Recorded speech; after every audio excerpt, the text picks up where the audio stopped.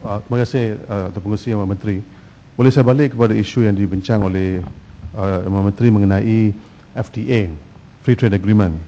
Dan tadi Jasin telah berbangkit isu berkait dengan perjanjian FTA dengan negara-negara yang berkait dengan TPP, iaitu Trans-Pacific Partnership. Semalam Menteri MITI mengadakan satu media sesi di mana beliau mengatakan bahawa komitmen Malaysia akan dibincangkan di Honolulu pada 12 hari bulan November ini semasa perbincangan dengan Menteri Ekonomi APEC. Dan Malaysia akan mengemukakan komitmen Malaysia ataupun undertaking Malaysia dalam perbincangan TPP ini. Apa yang saya tak faham ialah mengapa komitmen Malaysia tidak dapat dibincang di parlimen ini ataupun menerusi parlimen select committee di parlimen ini, tetapi dibincang terus menerus dengan pihak TPP dengan negotiators mereka ataupun menteri-menteri mereka berkenaan. Saya bangkit isu ini sebab isu berkait dengan TPP atau juga dengan mana-mana lagi FTA ini ada berkait dengan kedaulatan Malaysia, sovereignty of the state. Misalnya, Menteri, ada tiga perkara dalam FTA. Satu adalah perdagangan barang-barang, kedua perkhidmatan, ketiga pelaburan. Isu pelaburan itu adalah satu chapter dan satu bab dalam FTA dan juga can be a standalone, iaitu menerusi apa yang dipanggil bilateral investment treaties. Soalan saya ialah ada satu clause dalam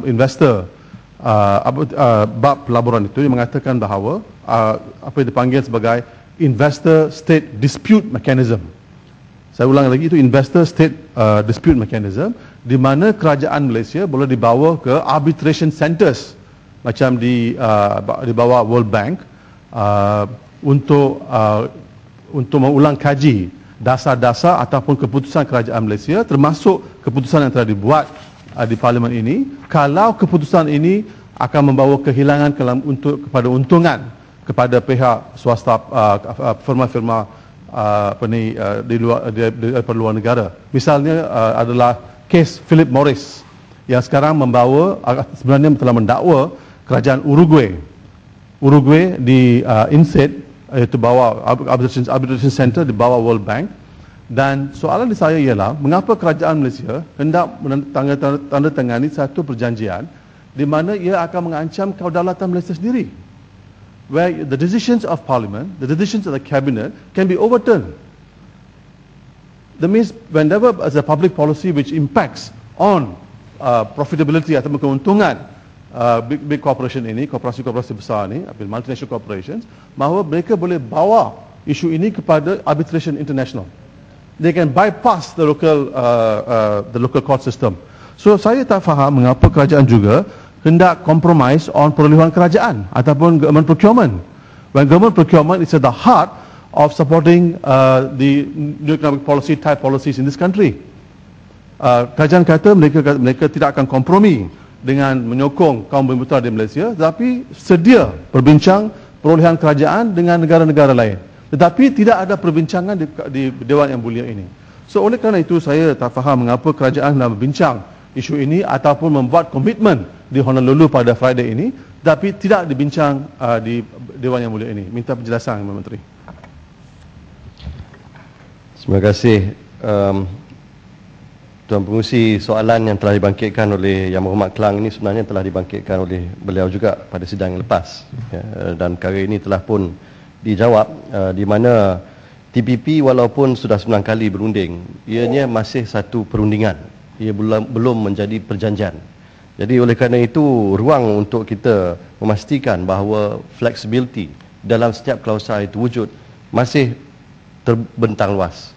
Jadi apa yang dibangkitkan oleh Yang Berhormat Menteri sendiri kemarin adalah bahawa kita nak supaya perkara-perkara yang kita anggap penting itu diberikan sedikit kelonggaran supaya wujud flexibility ini sekiranya kita rasakan perlu. Jadi oleh kerana itu saya rasa tidak akan timbul masalah di mana perjanjian tersebut akan mengatasi ketetapan Jemaah Menteri maupun Dewan Rakyat. Jadi saya harap Yang Berhormat daripada Kelang tidak risau dengan dengan perundingan ini. Seperti yang Jasin telah bangkitkan, TPP ini ataupun Trans-Pacific Partnership merupakan satu inisiatif FTA melibatkan 9 buah negara, di mana 4 adalah daripada ASEAN, selain daripada Malaysia, Singapura, Brunei dan Vietnam. Dan strategi Malaysia dalam menangani krisis ekonomi di serantau ASEAN ini tertumpu di bawah kerjasama ekonomi ASEAN dan bukan di bawah TPP. TPP merupakan peluang untuk meluaskan akses pasaran untuk membantu negara mengurangkan pergantungan ekonomi kepada pasaran sedia ada. Dan secara tidak langsung ini akan membantu Malaysia menangani krisis ekonomi. Yang Berhormat Jasin juga telah bangkitkan soal... Pak Menteri, boleh saya come back to the question? Isu di depan kita ataupun isu di depan Dewan Mulia ini bukan soal Yang Berhormat Kelang itu adalah risau mengenai kedaulatan Malaysia ataupun dengan TPP. Tetapi soal di sini adalah mengapakah Parlimen ini tidak diberitahu apakah butir-butir ataupun apakah isu komitmen Malaysia yang sebenarnya dalam perbincangan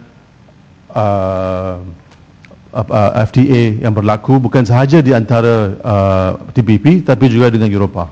Bukannya amalan kita Yang Berhormat untuk membawa kepada Parlimen ini setiap perjanjian.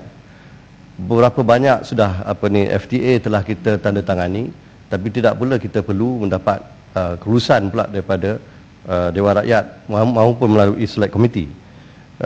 Yang pentingnya ialah kita mohon keyakinan daripada ahli-ahli Yang Berhormat bahawa apa yang bakal kita tanda tangani sudah tentu akan mengutamakan kepentingan negara. Jadi soal itu tak perlu dikhawatiri oleh Yang Berhormat kerana sudah tentu kita tidak akan melakukan sebarang perkara, termasuklah membuat sebarang komitmen melalui perjanjian yang akan memudaratkan kepentingan negara. Pak Menteri, ada 2 kes sekarang di dalam perundingan, di dalam arbitration sekarang. Satu adalah yang dibawa oleh Philip Morris yang tidak melibatkan Malaysia. Ada implikasi dia. Ada implikasi dia. Sebab the same issue can be used for Malaysia. Can be used tapi tidak akan tapi belum lagi lah. Ya. Tapi we don't know. Tapi isu yang kedua adalah isu on public policy.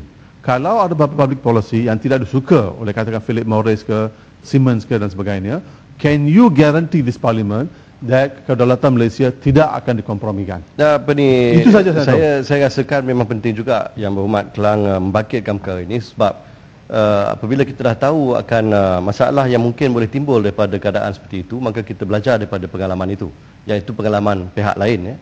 Dan apabila kita lihat perkara seperti itu boleh berlaku, maka sudah tentu kita akan mengambil pendekatan untuk mengelak daripada ianya berlaku kepada diri kita sendiri. Tapi Yang Menteri, itu will be too late. Itu jadi masalah. So once you sign on the dotted line, it's too late. Even if you have flexibility, it's too late. Walaupun kita sudah 9 kali berunding, tetapi ianya masih di peringkat perundingan. Jadi selagi dokumen itu tidak ditandatangani oleh anggota-anggota TPP, maka ianya tidak terlambat. Jadi saya nak assurkan kepada Yang Berhormat bahawa segala usaha dilakukan untuk memastikan bahawa kepentingan negara sentiasa diutamakan. Kota Beluk boleh belakang.